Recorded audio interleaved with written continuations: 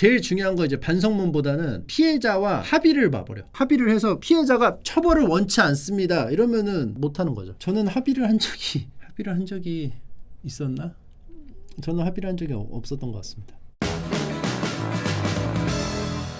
횡령하고 마약이 추가됐습니다. 횡령 마약. 당신이 판사입니다. 이들은 법을 위반했습니다. 그들은 검거되었고 재판을 기다리고 있습니다. 형량을 정하기 위해서는 당신의 결정이 필요합니다. 횡령. 교통사고로 머리를 크게 다쳐 의식불명인 조카의 보험금을 대신 받아 보관하던 중 횡령한 사건. 자, 사건 개요. 교통사고로 머리를 크게 다쳐 의식불명인 조카의 보험금을 횡령하여 생활비로 사용. 경찰에 따르면 보험 설계사인 A씨는 교통사고로 머리를 크게 다쳐 병원에 입원해 있는 조카의 교통사고 손해배상금을 대신 받아주겠다고 한 후 보험회사로부터 조카의 보험금을 지급받아 보관하던 중 7,200여만 원을 횡령하여 자신의 생활비 등으로 사용하였다. 피해자 가족들은 친척인 A씨가 횡령한 사실을 뒤늦게 알고 2년이 지나서야 고소를 한 것으로 알려졌다. 경찰은 혐의는 인정하면서도 잠시 사용한 후 돌려놓을 생각이었다고 주장하는 A씨를 상대로 자세한 사건 경위를 조사 중이라고 밝혔다. 체험 전 형량을 매기도록 하겠습니다.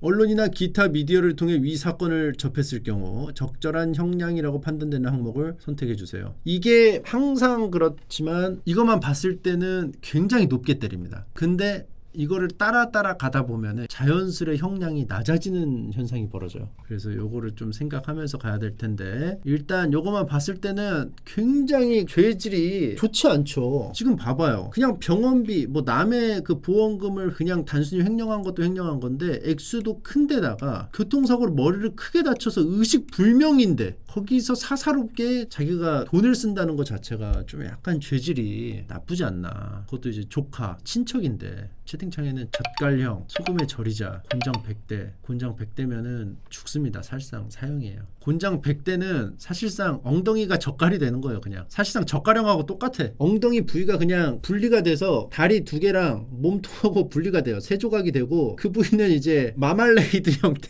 마말레이드 형태가 돼요. 그러면 사실상 젓가령이야. 그게 굉장히 여러분들 잔인한 얘기를 하고 계시다는 거예요. 한 개는 어떻게 버텼냐면 일단 근육으로 버텼고, 기본적으로 이제 주유가 때릴 때 이제 골고루 때려주고, 여기 때릴 때 여기가 회복되는 동안 다른 데를 좀 때리면서 좀 약간 로테이션을 돌려가지고 실시간으로 좀 재생할 수 있게끔. 한 개는 리자드맨의 어떤 느낌으로, 그렇죠, 힐링 팩터의 느낌으로 조금씩 이제 실시간으로 재생하면서 맞았으니까 버틴 거지. 요거는 이제 벌금은 좀 말이 안 되지 않나 싶어요. 재질이 아주 안 좋기 때문에. 근데 이게 법에 이런 게 안 적혀 있을 거란 말이지.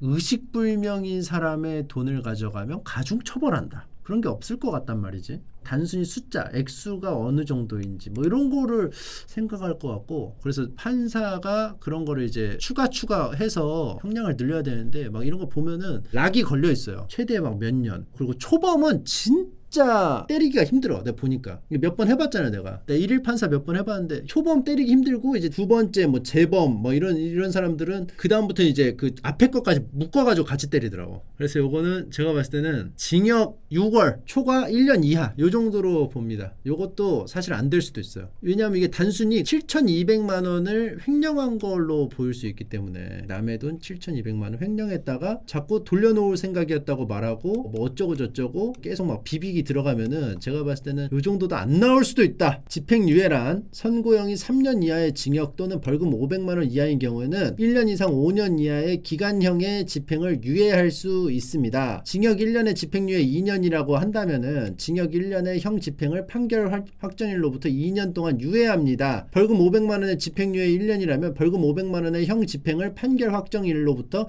1년 동안 유예합니다. 요거는 뭐 다들 아시겠지만 그래도 모르시는 분들을 위해서 간략하게 좀 설명을 해드리면요, 집행유예는 이 사람이 무죄는 아니야, 유죄는 맞아요. 유죄인데 벌금형이나 징역형을 일단 보류한다는 거지. 보류. 그래서 집행유예 2년 이러면은 2년 동안 보류를 하는 거야. 근데 이 사람이 또 사고를 치면 그거랑 같이 붙여가지고 징역형이나 벌금형을 원래 하려던 대로 가는 거고, 아니면은 2년 동안 뭐 사고가 없어, 그러면은 그냥 봐주는 거예요. 그 대신 그거는 이제 무죄는 아니고 유죄인데 형 집행을 봐주는 거야. 보통 이제 초범일 경우 집행유예가 잘 뜬다는 거죠. 기록에는 남죠. 집행유예는 말 그대로 집행을 안 한 거니까 기록에는 남으니까 다음에 범죄를 저지르면은 그때부터는 이제 잘 안 봐주죠. 그리고 나중에는 더 때리죠. 원래대로 하면 한 6개월 받고 막 1년도 맞고 2년도 맞고 막 하죠. 초범의 얼방이라고 보시면 됩니다. 무조건 뭐 초범이라고 해서 뭐 집행유예가 뜬다는 건 아니고 제가 이걸 해본 결과 집행유예가 자주 뜨더라고요. 왜냐하면은 가해자나 뭐 이런 피고가 반성도 하고 뭐도 하고 사연을 이제 주구장창 막 읊고 하면은 자꾸 이렇게 비벼져요. 법에 이미 정해져 있어. 몇 년 이하, 그리고 판례가 이미 쫙 나와. 이럴 경우에는 보통 집행유예였어. 엄청나게 많은 건수가. 그리고 제일 중요한 거 이제 반성문보다는 피해자와 합의를 봐버려. 합의를 해서 피해자가 처벌을 원치 않습니다 이러면은 못하는 거죠. 처벌을 원치 않아요. 이걸로 됐습니다 해버리면 당사자가 그렇다는데 뭐라고 합니까 사실. 근데 이제 피해자도 합의를 해줄 수밖에 없는 게, 우리가 이제 상식적으로 생각했을 때는 너무 괘씸하고 막 처박아 놔야겠다 막 하지만은 일단 못 받는 것보다는 돈으로 최대한 좀 그래도 돌려받을 수 있는 부분이 있는 데다가 이 사람이 감옥 갔다 와가지고 또 막 이상한 짓을 할까봐 좀 그런 압박도 느낀단 말이야. 그리고 막 이쪽에서 막 사람인 이상 완전 숙이고 들어가서 막 절절 매면은 사람이 또 마음이 또 약해지고 여러 가지 것들이 이제 겹쳐지면서 합의를 하게 된다고 하더라고요. 감옥 보내놓고 찝찝한 게 남는 게 어쩔 수가 없나 봐. 그래서 저는 합의를 한 적이 있었나? 저는 합의를 한 적이 없었던 것 같습니다. 합의해서 감형을 안 해주면 가해자도 굳이 돈 줘서 합의 안 하지. 그죠? 그러니까 이게 사실은 피해자를 위해서 있는 제도라고 하더라고요. 그래도 돈이라도 좀 더 돌려받고 사과라도 하고. 왜냐하면 그걸 안 그러면 그냥 배째라식으로 그냥 가버리니까. 자, 아무튼 요거 집행유예라는 게 있다는 점. 저는 징역 6월 초과에 1년 이하의 실형을 때렸습니다. 이제 스토리를 따라가 보죠. 그러면 이제 분명히 또 이 얘기가 되게 또 이상하게 흘러가는 경우가 있어요. 한 사람의 미래를 바꿀 수 있는 형사 재판을 시작하기 앞서 지금부터 사건 현장 속으로 들어가 보겠습니다. 한 4시까지 아빠가 엄마 데리러 가. 그리고 엄마랑 소리 괜찮습니까? 알겠어. 이따 봐.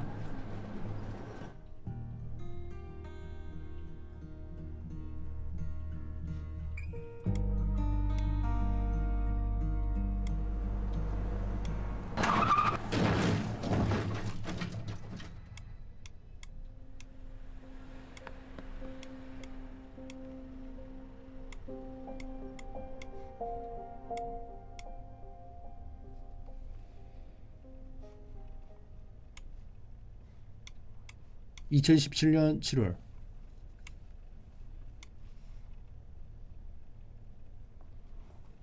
오빠!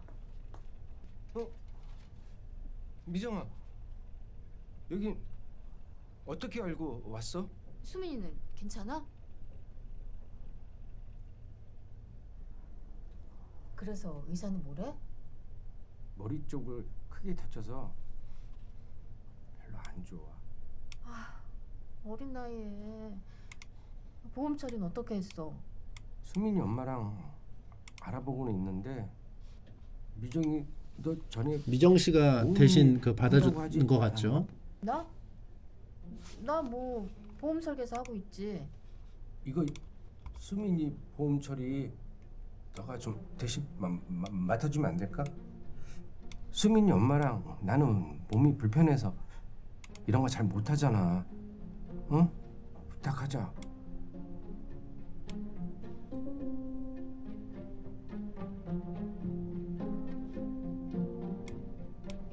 근데 뭐 약간 지금까지 흐름으로는 뭔가 사연이 있을 것 같은 느낌이 있어. 나 준비했고 이거 공인증서.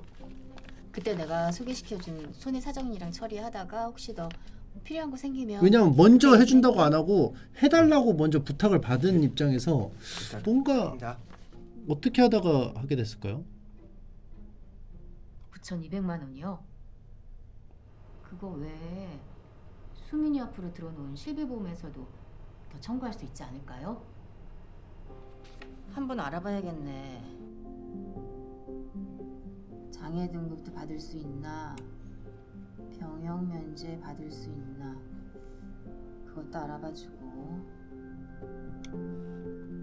전세금을 좀 더 올려야 할 것 같아요. 얼마나요? 한 3천 정도요. 약간 그런 건가 보다. 네, 알겠습니다. 그러니까 애아빠랑 잘했든 한번 잘못했든 얘기해볼게요. 잠깐 요거를 했다가 빼려고 했는데 그게 박히면서 안 되면서 비볐나?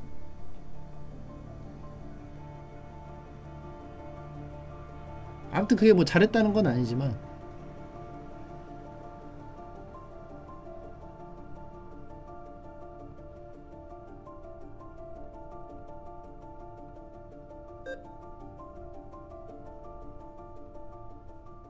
아이고 여기다 보내버렸어요. 2년 후. 오빠! 이거 어떻게 그럴 수가 있어? 지금 수민이는 병원비도 없어서 제대로 치료도 다 못 받고 퇴원했어. 아이고. 왜 나 일하는 데 와서 그래? 이따 얘기하자. 뭐? 너 때문에 우리 가족이 지금 얼마나 힘든데. 아, 나도 사정이 있었어. 잠깐 쓰고 다시 메꿔놓으려고 했어. 정말이야. 요거는 아니야. 잘못된 거죠. 수민이 보험금을 빨리 돌려줘. 따서 갚으려고 했어. 지금 당장. 요거는 일단 어찌 됐든 전세금이든 뭐든 말을 해야죠. 말을. 그렇죠. 왜 말을 안 하고 왜 말을 하고 허락을 받고 해야지. 지금 저쪽은 형편도 되게 어려워 보이는데 지금 퇴원까지 했다고 그러죠. 돈이 없어서. 자, 여기까지 가면은 피고 쪽은 사실상 할 말이 없는 것 같아요. 횡령 배임 범죄 양형 기준이 궁금해요. 양형 기준이란 법관이 형을 정함에 있어 참고할 수 있는 기준을 말합니다. 형법 제355조 제1항 횡령 타인의 재물을 보관하는 자가 그 재물을 횡령하거나 그 반환을 거부한 때에는 5년 이하의 징역 또는 1,500만 원 이하의 벌금에 처한다. 자, 양형참조 규정 형법 제51조 형을 정함에 있어서 다음 사항을 참작하여야 한다. 범인의 연령, 성행, 지능과 환경, 피해자에 대한 관계, 범행의 동기, 수단의 결과. 아까 제가 말했던 뭐 그런 것도 있네요. 왜냐하면 조카의 돈을 횡령했을 때 요거에 대한 게 법에 적혀 있을까? 이런 생각을 했는데 이거 적혀 있어요. 참작을 할 수 있어요. 범행 후의 정황 이런 것들. 자, 형벌의 종류는 징역이 있고 가중할 때는 50년까지 가능합니다. 벌금은 5만 원 이상에 감경하는 경우는 5만 원 미만으로 할 수 있습니다. 집행유예는 뭐 이렇게 아까 집행유예 봤었죠. 1월에서 30년 이하까지 되고 요거는 그냥 이 범죄에 대한 게 아니고 그냥 일반적으로 징역은 여기서부터 여기까지 범위입니다. 이렇게 하는 것 같아요. 사건 상황 잘 보셨나요? 되게 짧네. 사건이. 이제부터는 검사와 변호인이 각각 어떤 논리로 판사인 여러분을 설득할지 궁금해지는데요. 이제 저와 함께 법정으로 가보실까요? 재판을 시작하겠습니다. 검사는 공소 사실의 요지를 진술하세요. 피고인은 2017년 7월 26일경 교통사고로 입원해 있는 피해자인 조카를 찾아가 그의 보험금을 대신 수령해 주기로 하고 당시 미성년자였던 피해자의 법정 대리인이자 아버지인 친오빠로부터 위임장과 인감증명서 등을 건네받았습니다. 피고인은 2018년 4월 25일 보험회사로부터 피해자의 교통사고 손해배상금으로 지급된 9,200만 원을 피해자의 아버지 계좌에 보관하던 중 피고인 명의의 계좌로 총 9천만 원을 이체하였고 그중 7,220만 원을 인으로 사용하여 횡령하였습니다. 변호인과 검사 변론하세요. 다 했네. 다 피고인의 가져갔네. 조카인 피해자는 피고인의 처벌을 원하지 않는다는 내용이 담긴 합의서를 작성했습니다. 이 사건은 친족 간의 범행으로서 친고죄에 해당하는데 피해자의 처벌 불원 의사 표시로서 고소 취소가 이뤄진 만큼 공소가 기각되어야 합니다. 왜 그랬을까? 피해자는 교통사고로 인한 후유증으로 중등도의 정신지체가 있어 정신병원에서 입원 치료를 받고 있었습니다. 피고인은 피해자의 가족들이 합의에 협조적이지 않다는 것을 알고 피해자가 합의서의 내용을 제대로 이해하거나 판단할 수 없는 상태임을 악용하여 합의서를 받아냈습니다. 따라서 피해자가 피고인의 처벌을 원하지 않는다고 볼 수 없습니다. 비록 합의서 작성 당시 피해자가 정신병원에 입원하여 치료를 받고 있었으나 입원의 주된 이유는 지적 장애가 아닌 분노 조절 장애로 인한 폭력적 성향 때문입니다. 합의서 작성 이전에 병원 직원을 통하여 피해자가 의사소통이 충분히 가능한 상태임을 여러 차례 확인했고 당시 병원 직원과 피고인의 친구 남모 씨가 동석하여 불법이 일어날 가능성이 전혀 없었습니다.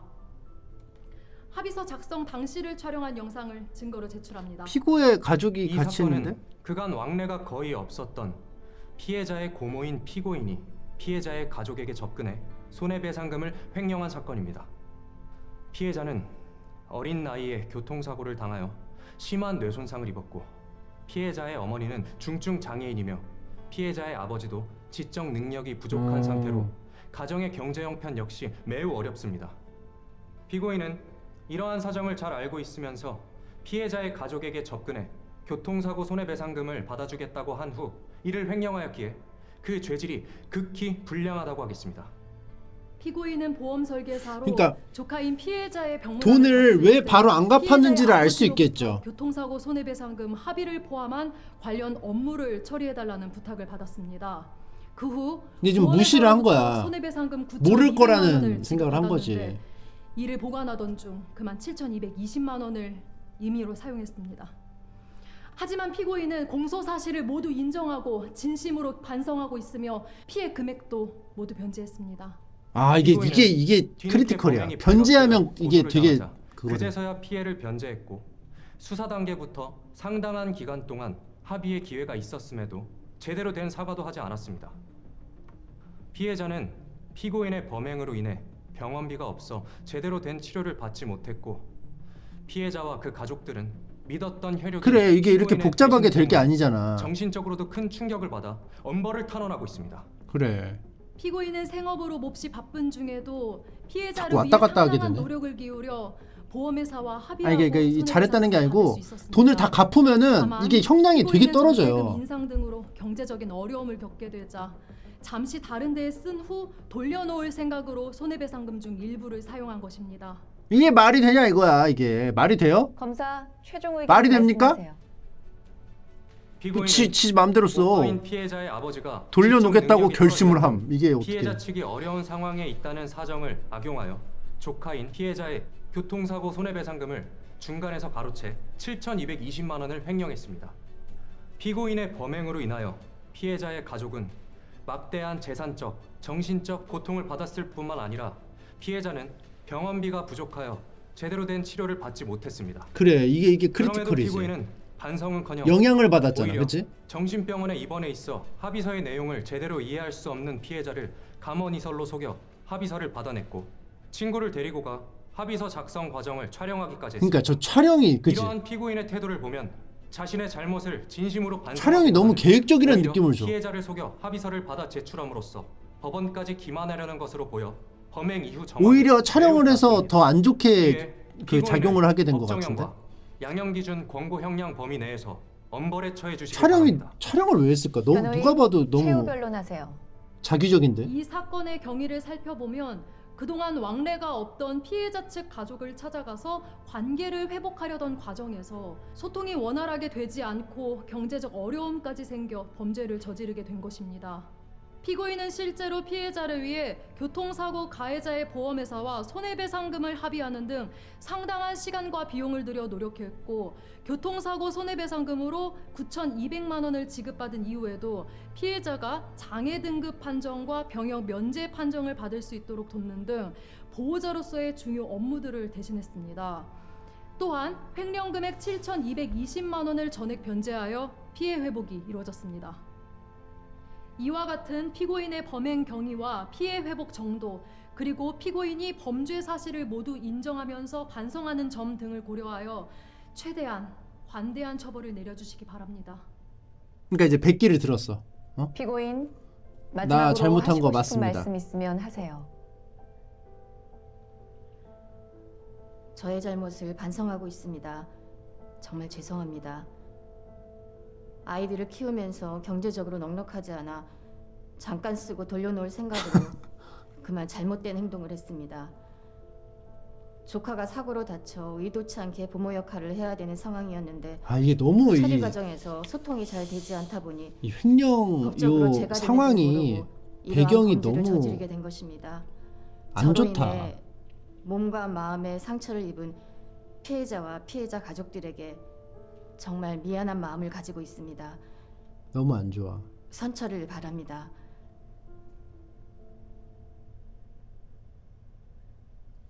여기까지 봤을 때는 뭐 이쪽에서는 가중처벌을 해야 된다, 이쪽에서는 좀 감형을 해야 된다, 이렇게 서로 이제 요소들을 늘어놨는데요. 일단 제가 봤을 때도 이제 검사의 말 쪽으로 좀 기울게 되는 게 합의서를 받는 과정에서 촬영을 하고 이런 부분이 별로 진정성 있게 다가가지가 않아요. 지금 봐봐요. 피고인이 어때요? 자기 죄를 인정한단 말이야. 죄송하다고 해. 근데 죄송한 사람이 증거를 막 만들려고 막 촬영을 막 하고 찍으세요. 자, 액션. 죄송합니다.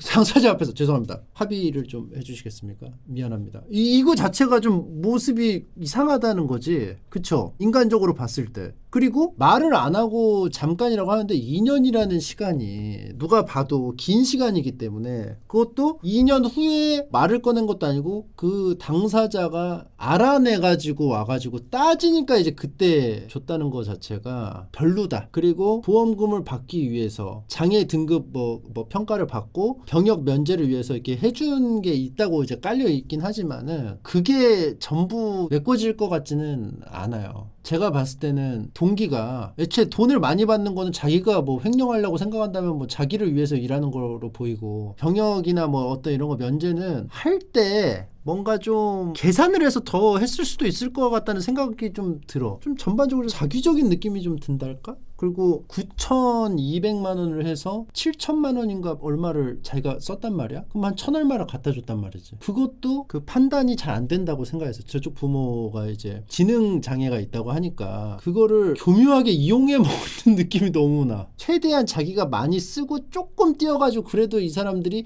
납득할 만한 액수가 뭘까라는 거를 되게 심도 있게 고민한 흔적이 느껴진다. 그래서 좀 약간 죄질이 안 좋다. 그리고 아까도 말했다시피 조카가 진짜 심하게 다쳐서 특히 이제 뇌를 다쳤는데 그 돈을 그리고 가정 형편이 되게 어려운 집의 돈을 가져갔다는 거, 자기 전세금 때문에. 요거는 좀 이건 좀의 요소가 있죠. 이건 좀 악마 실업 위기. 근데 그럼함에도 형량에서 좀 유리하게 적용하는 부분이 아까 나왔지만 변제를 다 해버렸어. 일이 터진 후지만 변제를 해버렸고 돌려받기 힘든 경우도 있거든. 근데 일단 다 받게 해줬어. 괘씸하고 안 괘씸한 걸 떠나서 피해 복구를 해줬잖아. 일단 피해자 입장에서는 얼추 복구가 됐잖아. 그 부분이 이제 좀 걸리고, 어찌됐든 합의서가 이루어졌다는 점, 요게 내가 이제 법 전문가가 아니라서 잘 모르겠는데 이게 어떤 관점에서 볼 것이냐, 어수룩한 사람을 잘 꼬드겨 가지고 썼느냐 아니면 이게 잘 설명해서 했느냐는 사실 모르는 부분 아니겠습니까? 요런 부분도 저는 조금 모르겠어요. 제가 법 알못이기 때문에 요게 어떻게 체크가 돼야 되는지는. 그리고 일단 백기를 들었어. 나 잘못했습니다. 미안합니다. 제발 한 번만 봐주십시오. 요거랑 같이 얽히면서 미묘하게 그 사이로 이렇게 파고들려면 파고들 수 있지 않을까, 이런 생각을 좀 해봅니다. 자, 합의서가 어떻게 써져 있는지 볼까요? 합의서와 탄원서가 있습니다. 위 피해자의 2017년 7월 8일자 교통사고에 대한 손해배상 횡령 사건과 관련하여 피고인은 피해자에게 금 7,220만 원을 지불하고 피해자는 상기 금원을 수령함으로써 상호간의 원만히 합의하였습니다. 그러므로 피해자는 위 사건과 관련하여 피고인에 대하여 향후 민현사상에 이의를 제기하지 않을 것을 확약하고 피고인의 처벌을 원치 않는다는 사실을 증명하기 위하여 본 합의서에 서명 날인합니다. 자, 탄원서. 피해자 측이 탄원서를 냈다고 하죠. 저는 피고인의 오빠이자 피해자 박수민의 아버지입니다. 피고인은 교통사고로 머리를 다쳐 입원 치료를 받고 있는 제 아들과 제게 찾아와 보험 설계사로 근무하고 있다며 자기가 교통사고 손해배상금을 많이 받아주겠다고 했습니다. 이거 얘기가 다른데요, 아까 영상하고? 영상에서는 부탁을 했잖아요. 근데 여기서는 받아주겠다고 접근을 했다고 합니다. 미성년자인 아들이 교통사고로 머리를 크게 다쳐 경황이 없었던 저는 손해배상금을 많이 받도록 해주겠다는 말을 믿고 제 인감증명서와 인감도장을 넘겨주었습니다. 여동생인 피고인이 저의 가족들을 속일 거라고는 꿈에도 생각하지 못하고 전적으로 동생의 말을 믿었지만 아들의 손해배상금으로 나온 9,200만 원 중 9천만 원을 피고인 계좌로 이체하여 7,220만 원을 임의로 사용했다는 것을 알고 경악을 금치 못했습니다. 200만 원만 주고 자기는 9천만 원을 땡겼는데 7,220만 원만 썼을 뿐이지 1,780만 원은 안 쓰고 자기 계좌에다가 넣어놨다는 거죠. 맞나요? 아닌데? 돌려줬는데? 그러면 1,780만 원이 어디로 간 거야? 여기서는 7천만 원만 돌려줬잖아. 영상에는 9천만 원 입금했어요. 아무튼 또 피고인은 가족들이 이 사건 합의에 비협조적인 것을 알고는 정신병원에 입원해 있어 아무것도 모르는 제 아들을 직접 찾아가 합의서를 받아갔다고. 일단 피해자 측이 탄원서를 냈어. 생각해보니까 지금 내가 탄원서라고 읽고 있었는데 이거는 그러면 합의서가 무효가 되지 않을까요? 그러니까 이제 검사 측에서도 이거를 너무 괘씸하다, 죄질이 아주 안 좋다. 내가 봤을 때 요거는 양형체험에서 이런 합의서 관련해서 조작을 하는 경우 가중처벌이 될 수 있다는 걸 보여주기 위한 사례로 만든 게 아닌가 좀 싶습니다. 이런 억지 합의는 오히려 가중처벌을 받을 수 있다는 어떤 내용을 담고 있지 않을까, 출제자의 의도가 좀 느껴지죠. 정신병원에 입원해서 아무것도 모르는 제 아들이 직접 찾아가 합의서를 받아갔다고 합니다. 이 사실을 알고 너무 기가 막히고 어이없어서 할 말이 없습니다. 이 지금 봐봐, 용서해줄 분위기가 아니야. 전혀. 아들이 정신병으로 사리분별을 전혀 할 수 없는 상태에서 작성한 위 합의서는 아무런 효력도 없습니다. 피고인이 교통사고 손해배상금으로 나온 큰돈을 편취해 가서 제 아들은 제대로 된 치료도 받을 수 없었고 우리 가족은 지옥 같은 생활을 하고 한 가정이 완전히 쑥대밭이 되었습니다. 이런 악랄한 피고인을 반드시 구속하여 법의 엄정한 심판을 받게 해주기를 간곡히 부탁드립니다. 이거는 이제 당사자가 간곡히 바라면은 또 이제 얘기가 달라지죠. 내가 아까 말했잖아요. 처벌을 원치 않습니다. 이러면은 형량이 뚝 떨어지는데 간곡히 엄정한 심판을 받게 해주시기를 바랍니다. 이러면은 형량이 올라갈 것 같다. 이제 판결을 선고할 시간입니다. 어떤 양형 요소가 여러분이 형을 정하는데 중요한 영향을 주었는지 궁금하네요. 실제 판사가 선고한 판결이 여러분의 생각과 얼마나 다른지, 어떤 양형 요소가 재판에 영향을 미쳤는지 함께 알아볼까요? 아 근데 이거 잘 만들었다, 다시 그지? 법정으로 가시죠. 몰입하게 되네. 일단 횡령 자체는 5년 이하의 징역 또는 1,500만 원 이하의 벌금에 처합니다. 보면은 범행 수법이 너무 불량해요. 최대 2개까지 선택할 수 있는데 처벌 불원 아니죠. 처벌을 원하죠. 그리고 피해가 회복됐는데 다 회복이 또 안 된 것 같아. 근데 하지만 상당 부분 회복이 됐는데 죄질이 아주 더럽다는 면에서 요거는 별로 적용이 안 될 것 같고, 기본적인 생계의 목적이 있는 경우. 근데 기본적인 생계의 목적인데 이게 뭐 장발장 같은 경우가 아니야. 내가 봤을 때는. 그죠? 당장 이걸 안 하면 막 그냥 일주일간 굶었어. 뭐 이런 느낌이 아니잖아. 그치? 그러니까 이건 아닌 것 같아. 업무상 횡령이 아닌 경우 이건 뭔지 모르겠어. 여기서 고르자면 이거 심각한 피해를 야기했다. 요거 2개 가야 될 것 같아. 가중이. 그래서 이거는 나는 집행유예는 안 된다고 보거든요. 죄질이 더럽고 피해자가 처벌을 원하기 때문에. 그래서 저는 징역 5년 이하까지 때릴 수 있는데 이게 최소 몇 년인지 몰라가지고 전 1년 때려보겠습니다. 1년. 자, 그러면 이걸 생각해 봅시다. 횡령 진짜 최고로 악질인 게 5년이라는 얘기야. 그러면 이거는 한 몇 년 정도 악질일 거라는 생각이에요. 1년 6개월 정도의 악질 어때요? 일단 액수가 상대적으로 좀 낮을 것 같아. 여기 또 있네. 1억 원 미만 여기 써있네. 기본은 1년 6개월, 4월에서 1년 6개월, 가중되면 2년 6개월까지 가. 아, 정보가 있네. 이 판례가 있어요. 감경 요소, 사실상 압력 등에 의한 소극적 범행 가담, 손해 발생의 위험이 크게 현실화되지 아니한 경우, 실질적인 1인회사나 가족회사, 오로지 회사 이익을 목적으로 한 경우, 임무 위반 정도가 경미한 경우, 이러면 감경 요소고, 가중 요소는 피해자가 많고 범죄 수익을 의도적으로 은닉하고 범행 수법이 매우 불량하고 뭐 이런 거 가중 요소가 있었어요. 일반 양형인자, 기본적인 생계 치료비 등의 목적이 있었을 경우, 범죄 수익의 대부분을 소비하지 못하고 보유하지도 못한 경우. 이게 뭔 말이지? 쓰지도 못하고 어디다 처박혀놨다는 건가? 소극적으로 가담하고 뭔가 어려워서 하고 뭐 이러면 좀 감형이 있을 수 있다고 하는 겁니다. 저는 심각한 피해를 야기시키고 불량해서 요거는 지금 2년 6개월까지 때려 맞았거든요. 그럼 내가 생각한 것보다 더 때려야 될 수도 있을 것 같아. 6개월까지도 갈 것 같은데, 왜냐면은 죄질이 진짜 좀 안 좋아. 어려운 형편의 집을 상대적으로 여유 있는 사람이 빌려간다고 해놓고 준 돈도 200만 원만 주고 나머지를 다 먹었고 거기다가 합의서까지 촬영해서 가져갔다? 요거는 진짜 맥시멈이 아닌가 싶거든. 가보도록 하겠습니다. 저 웬만하면은 요거 할 때 굉장히 낮게 매기는데, 왜냐면 여기 이 기준이 항상 그랬었거든. 근데 이거 보니까 이 기준대로라면 2년 6개월 충분히 나올 수 있을 것 같습니다. 판결을 선고하겠습니다. 먼저 피해자의 경우 합의서 작성 당시 고소 취소에 따른 효과를 이해할 수 있는 사실상의 의사 능력이 있었던 것으로 볼 수 없습니다.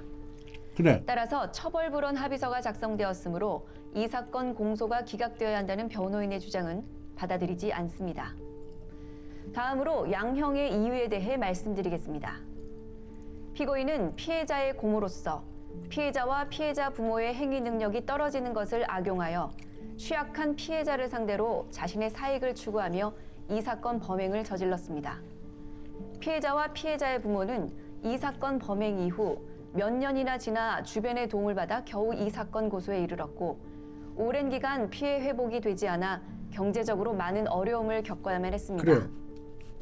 그럼에도 피고인은 재판 과정에서 피해자의 부모를 배제한 채 사실상의 의사 능력이 결여된 이게 너무 악질 아니야? 피해자로부터 합의서를 받아내어 이를 이 법정에 제출하고 공소기각을 주장하는 이 부분이 너무 범행 후의 크리티컬하다고 정황도 봤는데 나쁘다고 판단됩니다.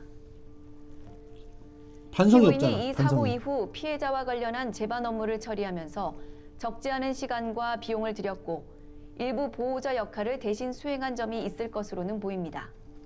그러나 전체적으로 이 사건 횡령 범행에 수반되어 피해자 측을 위해 시간과 비용을 들였다는 사정을 피고인에 대한 유리한 정상으로 참작하기는 어렵습니다. 다만 피고인은 다른 범행으로 벌금형 3회 외 별다른 범죄 전력이 없고 범행을 모두 인정하고 있습니다. 또 고소 이후 경찰 조사 단계와 재판 과정에서 7,220만 원을 피해자에게 지급하여 뒤늦게나마 금전적 부분의 피해가 상당 부분 회복되었습니다. 저게 그 밖에 크리티컬해. 피고인의 나이, 성행, 가정 환경, 범행의 동기 및 경위, 범행의 수단 및 결과, 범행 후의 정황 등 변론에 나타난 양형 조건들을 종합하여 다음과 같이 형을 정합니다. 피고인을 징역 8월에 처한다.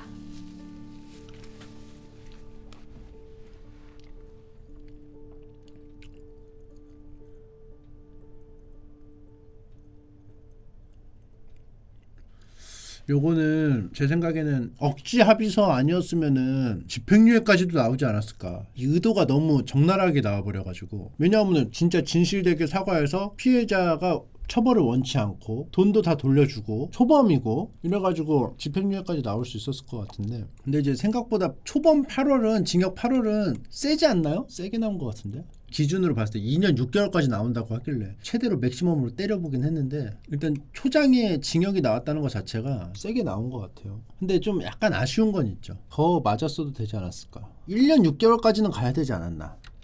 재밌게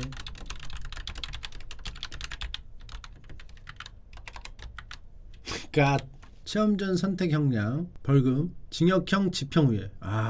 저는 이제 1년 초과 3년 이하인데 실제로는 요거죠. 요거 제가 요거 했었나 봐요. 지금 봐봐, 집행유예랑 벌금이 많아. 사람들이 이렇게 생각했을 때 집행유예랑 벌금이라고 생각을 하는 거지. 돈 돌려줘서 아마 이렇게 했나 봐요. 왜냐하면 이 징역 꽤 높다고 했거든. 자, 다른 사건 보도록 하겠습니다. 마약 가겠습니다. 마약 사건 개요. 대량의 대마초 1890g을 국내로 밀수입한 조직원 현행범이 체포. 경찰에 따르면 A씨는 공범들과 함께 태국으로부터 대마초를 대한민국으로 밀수입하기로 계획하고 2019년 4월 8일 새벽 6시경 인천국제공항을 통하여 대량의 대마초 1890g을 밀수입하였다. A씨는 대마초가 들어있는 항공특급 우편물을 직접 수령하다가 잠복 중인 수사관들에게 현장에서 현행 범인으로 체포되었으나 자신의 혐의를 강력히 부인하고 있다.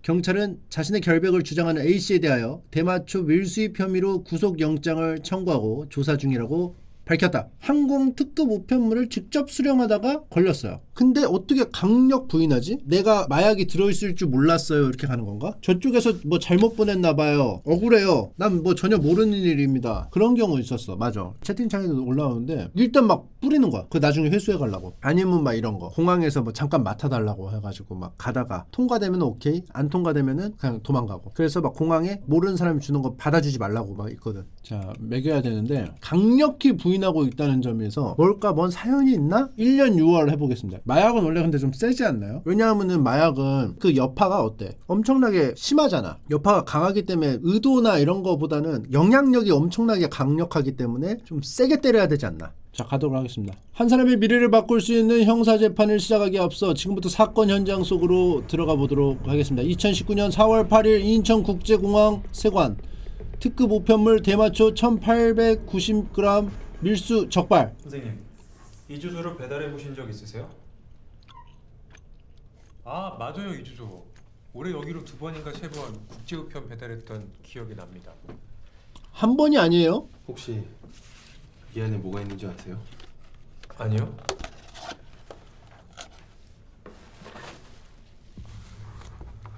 그럼 첫 번째, 두 번째 받았을 때는 어땠다는 거야? 대마초요? 예. 선생님께서 협조를 해주셔야 누가 이 미리 기다리고 있다가 가져간다는 건가 사람이? 수사 협조 부탁드리겠습니다. 아, 네. 그 제가 어떻게 협조하면 될까요? 너무 긴장하지 마시고요. 네. 일단 아무렇지 않게 예전이랑 똑같이 본인 확인. 봐봐, 본인 확인까지 하는데 어떻게 몰랐다고 하는 시간 거야? 이야기하면서 배달 약속 잡아주시면 됩니다. 배달 약속. 알겠습니다. 야 인서, 너 이따가 그 내 택배 대신 받아주는 거 아. 언제 먹었지? 아, 알았어. 아, 받아서 그냥 바로 줬나 보다. 아, 어차피 네가 받을 택배인데 전화 좀 대신 받아주라. 아, 인서. 아, 네, 여보세요. 아, 네. 그 택배입니다. 그 김민수 씨 맞으시죠? 네. 아, 네. 제가 2시에서 3시 사이에 배송 예정인데 그 정확한 주소가 어떻게 되죠? 4로 앞 36번지 건물 앞으로 가져다 주시면 돼요. 아, 저것도 좀 네네. 어색하니까 그 좀 슈퍼 그 말씀하시는 증거가 될 수 거죠? 있을 것 같은데 네. 읽어주는 게. 아, 네. 알겠습니다. 다시 연락드리겠습니다. 네.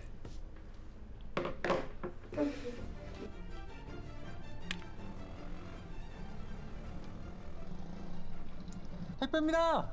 아까 말씀하신 곳에 도착했습니다. 아, 죄송해요. 거기 말고 아, 여기 아니라고요? 제가 금방 다시 연락 드릴게요. 네, 아, 여보세요. 저걸 왜 시켜 친구한테? 저걸 그 아, 자꾸 위치를 바꾸는데요. 눈치챘나? 야야, 오토바이 출발한다. 네. 여러분 같았으면 안 해. 이러지 않을까요? 시킨 대로 다 하네. 아, 너무 더운데요. 아, 그럼 24번지 해랑빌라 그러니까 저게 내려갈게요. 나는 몰랐다고 하기보다는 아는 것 되게. 같다는 느낌이. 아, 이러시면 택배 못 받아요, 진짜. 에? 어디라고요? 아, 해랑 빌라요. 네. 지금 갑니다. 예.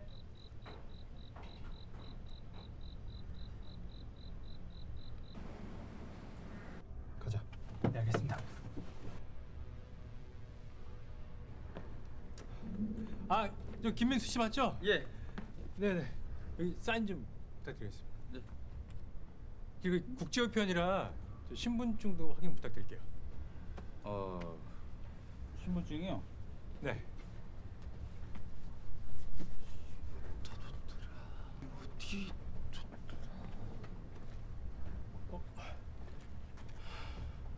김민수 씨 되시죠? 누구세요? 경찰입니다. 방금 김민수 씨 앞으로 온 국제 우편물 수령하셨죠? 아닌데요? 방금 서명하고 들고 계신 거 뭐예요? 아닌데요. 아니에요. 저는 서명한 적도 없고 이거 그냥 친구 거예요. 김민수 씨, 당신을 마약 밀수 혐의로 긴급 체포합니다. 당신은 묵비권을 행사할 수 있고 변호사를 선임할 눈을 권리가 봐, 있습니다. 눈을. 당신이 한 모든 진술은 법정에서 불리하게 사용될 수 있습니다. 뭔가 아는 눈이야. 아는 눈. 아는 눈이잖아. 알아. 눈이 어떡하지의 눈이야. 그지? 뭐야 이게 무슨 상황이야. 이런 눈이 아니고 어떡하지? 머리야 제발 굴러라. 그러니까 그것까지 감안해서 연기를 하는 거지. 머리야 제발 굴러줘. 아 근데 안 굴러줘. 어떡하지? 머리가 굳어버린. 마약 범죄 양형 기준이 궁금해요. 마약류 관리에 관한 법률 위반 대마입니다. 제3조 제7호는 대마를 수출입, 제조, 매매하거나 매매를 알선하는 행위. 다만 공무, 학술, 연구 또는 의료 목적을 위하여 대통령령으로 정하는 바에 따라 식품의 약품안전처장의 승인을 받은 경우는 제외한다. 를 위반하여 대마를 수입하거나 수출한 자 또는 그러할 목적으로 대마를 소유 소지한 자는 무기 또는 5년 이상의 징역에 처한다. 야, 5년 이상부터 시작해. 내가 말했죠. 마약은 세야 된다고. 왜냐하면 영향력이 너무 심해. 사건 상황은 잘 보셨나요? 이제부터는 검사와 변호인이 각각 어떤 논리로 판사인 여러분을 설득할지 궁금해지는데요. 자, 이제 저와 함께 법정으로 가보실까요?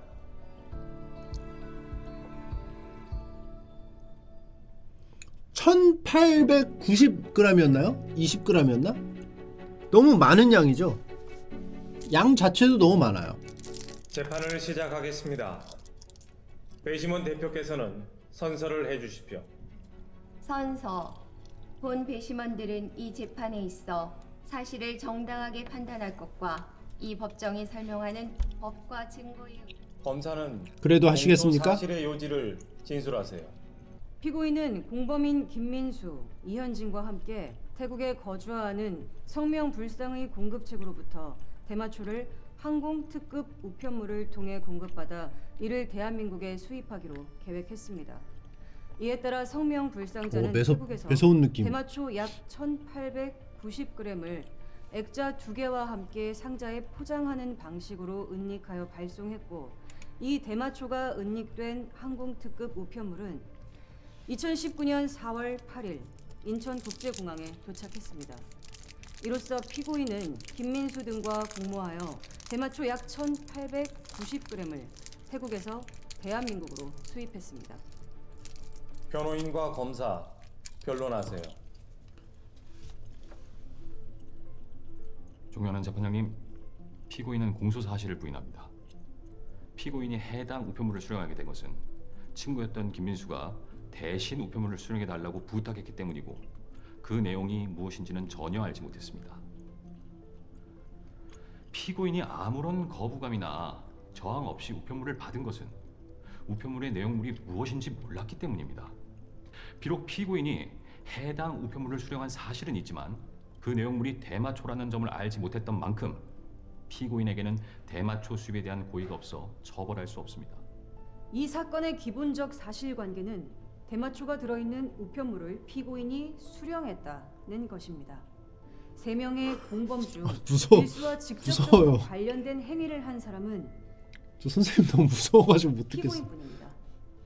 또한 피고인은 검찰에서 작성한 자필 진술서에서 집배원 전화만 대신 받았다고 썼다가 제1회 피의자 신문에서는 김민수의 부탁으로 소포를 수령했다고 진술했습니다.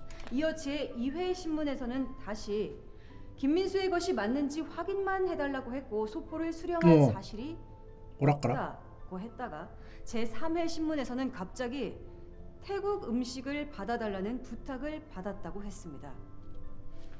이처럼 피고인의 진술은 전혀 일관성이 없어 믿을 수 없습니다. 만약 피고인이 근데 몰랐다면 공포심에 막 횡설수설할 수도 있을 것 같다는 생각이 들어요. 대가 약정이 없었습니다. 우편물을 대신 수령하는 데 대하여 구체적인 대가 약정이 없었다는 사정은 피고인이 김민수 대신 수령하는 우편물이 대마초임을 알지 못했다는 강력한 반증입니다. 당시 수사관의 증언입니다. 피고인을 체포하고 난 뒤 다른 건물에서 도망가는 남자 2명이 바로 버리고 라고 진술합니다. 수사관이 의심하며 그쪽을 가리켜 공범에 대해서 묻자 피고인은 아닙니다.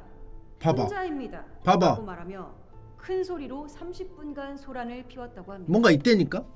이거 보면 뭔가 있네. 이러한 사정을 고려할 때 고의 피고인이 있음. 김민수 등과 범행을 공모하였다는 점, 우편물이 대마초인 줄 알았다는 점은 충분히 증명되었다 할 것입니다. 옛날에 그 히어로 세배맨 동기가 없습니다. 형량 3배 친구들 것까지. 피고인은 자신의 사업을 하면서 경제적 어려움이 없었습니다. 돈 때문에 이렇게 위험한 범행을 할 이유가 전혀 없다는 것입니다. 아니 뭐 돈 많으면은 뭐 돈 안 벌어? 말씀하세요. 친구가 나에게 우편물을 대신 받아달라고 하면 무슨 물건인지 돈 많으면 돈 욕심 없어? 하는 것이 당연하지 않을까요? 피고인은 이 사건 우편물을 받은 직후 현장에서 체포되었는데 정말 떳떳하다면 당시 수사관들에게 우편물을 받은 사실이 없다고 거짓말을 할 이유가 없지 않을까요? 그러니까 뭔가 조금 의심스럽긴 해. 그 잡혔을 때가 좀 의심스러워. 포렌식 분석 자료에서 대마 1,890g 우편물의 송장이 나왔습니다. 다른 공범인 이현진 역시 김민수를 주범으로 지목했고 피고인은 대마초를 직접 수령하다가 검거되었습니다. 공범의 진술, 통화 내역 등 객관적인 증거들이 모두 공모 사실을 뒷받침하고 있어 피고인이 유죄라는 것은 합리적인 의심 없이 충분히 증명되었습니다. 따라서 피고인에게는 유죄가 검사가 그냥 검사 아니에요. 소드마스터 소드맨 그 비록 검사 아니에요? 왜 피고인이 이렇게 무섭지? 이 사건 범행의 주범은 아니지만 대마초 밀수입을 공모하고 우편물을 수령하는 역할을 칼을 뽑을 분담했습니다. 것 같아. 피고인이 밀수입한 대마초가 1,890g에 이르고 1890g. 범행이 발각되지 않았다면 대량의 마약이 그래 이거. 국내에 유통. 내가 말했잖아. 영향력. 마약의 영향력을 생각해봐야 돼. 가볍지 않습니다. 그럼에도 피고인은 저거 다 먹으면은 상식적인 변명을 반복하면서 신규 회원하고 범행을 부인하는 피해가 어마어마하단 말이야. 집 풍비박산 이에 나고. 피고인을 법정형과 양형기준 권고 형량 범위 내에서 엄벌에 처해 주시기 바랍니다. 우리나라를 마약민국으로 만들려고 했어 저 자식. 변호인 최후 변론하세요. 마말레이드 형에 처한다. 피고인은 친구인 김민수의 부탁을 받고 내용물이 무엇인지도 모르고 호의로 우편물을 대리 수령했던 것에 불과합니다. 김민수와 이현진 둘이 사전에 계획하고 영문도 모르는 피고인을 도구로 이용했을 가능성이 높습니다. 피고인은 대마초를 피우는 사람이 아니고 우편물을 수령할 때 그 어떠한 대가 약정도 없었습니다. 만약 배심원 여러분이라면 아무런 대가 약정 없이 친구로부터 대마초가 택배로 올 건데 대신 좀 받아줘라는 부탁을 받고 선뜻 받으실 수 있겠습니까? 설령 피고인을 유죄로 인정하시더라도 피고인은 이 사건 범행의 주범이 아니고 밀수입된 대마초가 전량 압수되어 유통되지 않았습니다. 또 피고인은 이 사건 범행으로 얻은 이익이 전혀 없고 그동안 마약 범죄로 처벌받은 전과도 없습니다. 이러한 사정들을 고려하여 최대한 관대한 처벌을 내려주시기 바랍니다. 피고인 마지막으로 하고 싶은 말이 근데 있으면 저게 뭔 말인지 모르겠어. 아니 대가를 안 받았다고 정말 의도가 순수하다는 그 연결이 이상해. 있는지 몰랐습니다. 그냥 대가를 안 받으면 더 의심스러운 거 아니야? 이 일은 대가를 안 받는데 왜 대신 계속 받아줘? 김민수가 벌인 일이기 때문에 장소를 옮겨가면서 귀찮게. 만약 제가 자기가 받아서 팔아서 수익을 남기니까 하지 택배를 않겠어? 안 받고 곧바로 경찰에 신고를 했을 겁니다. 저는 사업을 하고 있어서 경제적으로 전혀 어려움이 없기 때문에 대가를 받고 그런 범행을 저지를 이유가 없습니다. 제가 그런 사람들과 연루됐던 것이 후회스럽기만 합니다. 제게는 돌봐야 할 아픈 아내와 가족이 있습니다. 아 결혼을 했어? 배심원 여러분들과 판사님께서 제 사건을 부디 신중히 아까 능남 검토하셔서 감독님이 저의 억울한 사정을 해남 감독님이. 잘 살펴보시고 현명한 판결을 해주시길 부탁드리겠습니다. 나는 저게 좀 이해가 안 돼. 봐봐. 일단 현장을 급습 당하니까 자기 혼자 나왔다고 한 거가 말이 안 돼. 내가 만약에 모르는 상황에서 갑자기 형사가 와가지고 여기 마약이 있었으니까 당신을 잡아가겠다. 그러면 순간적으로 쟤네들이 그래서 나보고 계속 받아달라고 했구나 라는 생각을 먼저 할 것 같아. 그래서 그 생각까지는 똑같이 하는데 저 사람은 갑자기 나 혼자라고 했단 말이야. 그러면 순간적으로 당황해서 친구들을 보호해줘야겠다는 생각에 급발진을 해가지고 나 혼자밖에 없었다고 말한 다음에 나중에 조사를 해보니까 괘씸하기도 하고 뭐 후회스럽기도 하고 이거 뭐야 해서 이제 솔직하게 말했을 확률이 있다. 하지만 30분간 소란을 피우면서 하는 게 의리로 하기에는 아무것도 모르는 사람의 의리라고는 좀 이해가 안 된달까? 의리라고 하면 의리 맞겠지만 그 당시의 의리라고 하면 맞겠지만 알고 한 의리가 아니었을까? 그리고 대신 받아달라고 하고 처분은 당연히 불법적으로 음지에서 하기 때문에 이 사람이 팔았을지 누가 팔았을지는 모르는 거야. 근데 이제 대가 없이 친구니까 받아줘서 나는 몰랐다? 근데 봐봐. 이게 만약에 사실이라고 칩시다. 이 사람이 친구가 대신 받아달라고 해서 진짜 몰라서 받았다고 쳐. 그러면 이 사람이 어떻게 해? 그러면 누가 시켰어? 하면 이제 순순히 말을 할 거 아니야. 난 몰랐으니까 누가 했고요. 이걸 모른다고 할 수는 없는 거잖아. 그럼 이제 친구 2명을 부를 거란 말이죠. 3자 대면을 할 거란 말이야. 4자 대면을 하겠죠.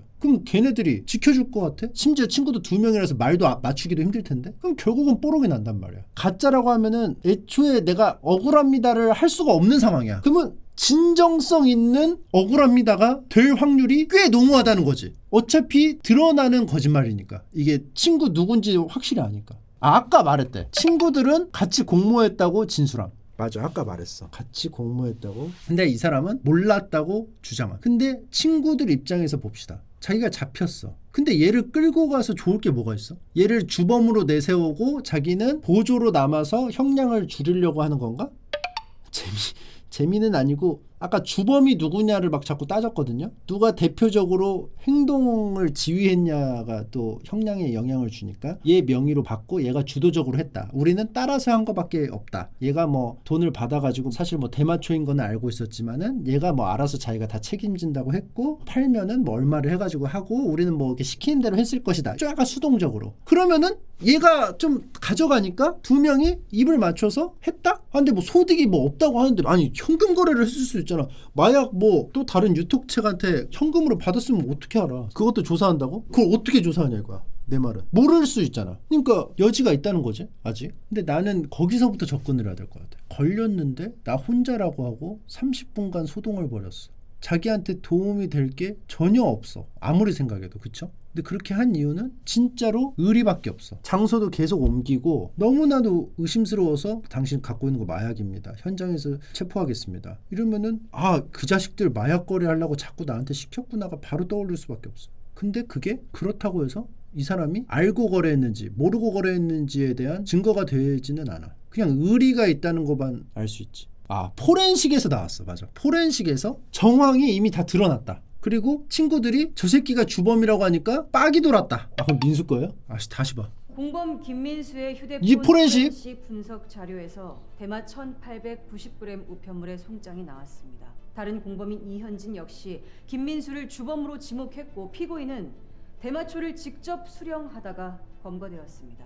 공범의 진술, 통화 내역 등 객관적인 증거들이 모두 공모 사실을 뒷받침하고 있어 피고 이게 증거가 되진 않네요. 모르고 받았을 수 있네요. 뭐 할 때 받아줘 뭐 이 정도겠죠? 받았다는 그것만 했지 뭐 대마초를 가지고 우리 뭐 뭘 하자 뭐 이런 얘기가 없다는 거지. 주범은 일단 김민수는 거의 정황상 확정인 것 같고 몰랐다. 대가도 안 받았다. 근데 대가를 안 받은 거 내가 아까 말한 것처럼 대마를 판 돈을 대가로 나중에 뭐 현금으로 줬을 수도 있고 하는 거잖아. 그러니까 모르는 거잖아. 알고 받았다는 증거도 없고 모르고 받았다는 증거도 없어. 근데 무죄 추정이라고 하기에는 일단 수령을 했다는 행동은 있어. 그러니까 이 행동에 대한 처벌은 받아야 되지 않나. 몰랐어도. 아닌가? 가보겠습니다. 존경하는 재판장님, 제가 잘못한 행동이 있긴 하지만 그 우편물은 제 앞으로 온 우편물도 아니었고 아, 그러네. 생각해보니까 자기 앞으로 오는 우편물이 아니야. 근데 공항에서 그런 거 있거든. 마약을 뭐 대신해서 받든 뭘 하든 모르고 했어도 처벌을 받을 수 있다고. 왜냐하면은 공항에서 내 생각에는 다 몰랐다고 하고 그냥 증거가 없어서 이렇게 하니까 행동에다 딱 방점을 찍어가지고 처벌을 하는 게 아닌가 싶거든. 근데 여기에는 뭔가 정황이 더 디테일하게 있으니까 헷갈리네요. 저는 마약을 하는 사람도 아니고 그저 태국에서 온 음식을 대신 받아달라고 하여 수령만 했을 뿐입니다. 그리고 저는 사업을 하면서 경제적인 어려움도 없기 때문에 마약 밀수와 같은 일을 할 이유가 전혀 없습니다. 제가 그들과 함께 어울려 한 행동을 후회하며 반성하고 있습니다. 제게 선처의 기회를 주신다면 앞으로 더욱 신중하게 행동하겠습니다. 자, 탄원서 두 번째. 저는 대마초를 한국으로 밀수입하지 않았고 김민수와 이현진 그들의 함정에 빠진 것입니다. 저희 아버지는 오래전에 돌아가셨고 병든 어머니와 아픈 아내 그리고 부양해야 할 아이들과 동생이 있습니다. 어머니는 현재 많이 아프신 상태로 병원에 입원해 계시고 제가 마약 사건으로 교도소에 있다는 사실을 믿지 못합니다. 저희 가족들은 제가 없으면 생계가 몹시 힘들어질 것입니다. 제가 경솔한 행동을 한 잘못이 있는 것은 알고 있고 계속 반성하고 있습니다. 염치 없지만 부양해야 할 가족들이 있는 점을 생각하셔서 재판장님께서 사건을 면밀히 살펴주시고 현명한 판단으로 선처해 주시길 부탁드립니다. 이거 부양가족 있으면 감형됩니다. 실제로. 이제 판결을 선고할 시간입니다. 돈 어떤 많다며. 양형 요소가 진짜 여러분이 형을 정하는 데 돈 중요한 많다며. 영향을 주었는지 궁금하네요. 실제 판사가 선고한 판결이 여러분의 생각과 얼마나 다른지, 어떤 양형 요소가 재판에 영향을 미쳤는지 이거 되게 헷갈린다 함께 이거. 알아볼까요? 이거 마약은. 다시 법정으로 가시죠, 판사님. 이 사람이 몰랐을 수 있나? 근데 몰랐을 수 있어. 모든 조건이 딱 맞아 떨어지면 몰랐을 수 있어. 근데 알 수도 있나? 근데 알 수도 있어. 그러니까 모든 증거가 다 의미가 없다는 거야. 그러니까 남은 건 뭐야? 마약을 대신 받아준 거밖에 없어. 그것만 남는 거야. 그 행동. 그것만 남는다고 보는 거야. 마약을 대신해서 받은 행동. 그거 자체는 죄잖아. 억울하지만 맞아야 되지 않나? 아닌가? 전에도 받았단 말이야. 그러니까 장소도 옮기고 이런 거는 의미가 없는 게 옆에 친구들이 계속 해달라고 하고 애초에 좀 약간 힘이 없어. 친구들 사이에서. 아 싫은데 알았어 이러면서 할 수 있어. 나도 처음에는 좀 이렇게까지 요구하는데 다 들어준다고? 이해가 좀 안 됐지만 뭐 못할 거는 또 없죠. 조직적인 전문적인 범행 동기 특히 비난할 사유가 있는 경우, 주모자나 그에 준하는 경우, 참작할 여지가 있는 경우, 수사협조, 소극가담. 소극가담인가요? 앞에서 받았는데 행동 자체만 봤을 때는 소극적인 가담은 아닌 것 같은데 1년 3년 다 이거 해당이 안 되는 것 같은데요. 무죄 추정. 유죄가 증명되지 않은 한 무죄로 간주하는 원칙. 죄가 이미 있잖아. 마약을 받은 죄. 사정은 모르겠는데 일단 받았잖아. 경비실 전부 범죄잖아요. 근데 경비실은 그냥 온 거를 일괄적으로 다 봤는데 이거는 연락까지 취해서 개인적으로 온 거를 받았단 말이지. 근데 이게 뭐 깎여가지고 5년 이상에서 깎여가지고 뭐 여기까지 떨어지나 보네. 무죄? 주범은 찾았고. 이게 만약에 자기 명의로 받았고 뭐 했으면은 됐을까? 빼박이니까. 근데 주범이 일단 밝혀졌고 서브는 정은 밝혀졌고 부는 이미 한 명 있어. 이현진이라고. 이미 자리가 찼기 때문에 없어도 되나? TO가 차서 추가적으로 넣어도 되고 안 넣어도 되는 상황인 것 같은데. 잠깐만. 진짜 어렵다. 갖고 와. 근데 자기 명의는 아니야. 근데 대신 받았어. 근데 몰랐어. 주범도 나왔어. 근데 몰랐으니까 알았다는 게 없어. 그지? 그냥 뭐 시키는 대로 했을 뿐. 그렇기 때문에 무죄를 한번 때려보겠습니다. 왜냐하면 무죄 추정에 뭐? 그거? 0은 없어요? 스포 당했는데? 이건 죄가 있네. 1년에 2년 가야겠다. 1년에 2년. 3년! 3, 4. 근데 말했잖아. 이거 공항에서 모르고 해도 걸린다니까? 결과를 말씀드리겠습니다. 공소 사실에 대해 배심원 9명 만장일치로 유죄입니다. 양형에 관한 의견은 배심원 3명이 징역 2년 6월에 집행유예 3년, 배심원 6명이 징역 3년에 집행유예 4년입니다. 판결을 선고하겠습니다. 먼저 제출된 증거를 종합하면 피고인이 공범 2인과 대마초 밀수입 범행을 공모하고 이 사건 우편물에 대마초가 들어있음을 인식하면서 이를 수령한 사실을 충분히 인정할 수 있습니다. 따라서 고의가 없었다는 기관 의견은 범행을 공모하고 이 사건 우편물에 대마초가 들어있음을 인식하면서 이를 수령한 사실을 충분히 인정할 수 있습니다. 따라서 고의가 없었다는 피고인과 변호인의 주장은 받아들이지 않습니다. 다음으로 양형의 이유에 대해 말씀드리겠습니다. 마약류 범죄는 환각성, 중독성 등으로 인하여 사회 전반에 미치는 부정적인 영향이 매우 크고 더욱이 이 사건과 같은 수입 범행은 대마초의 확산 및 그로 인한 추가 범죄를 초래할 가능성이 있어 그 죄책이 결코 가볍지 않습니다. 또 이 사건 범행은 조직적 전문적으로 이루어졌고 피고인이 수입한 대마초의 양이 1890g으로 상당히 많습니다.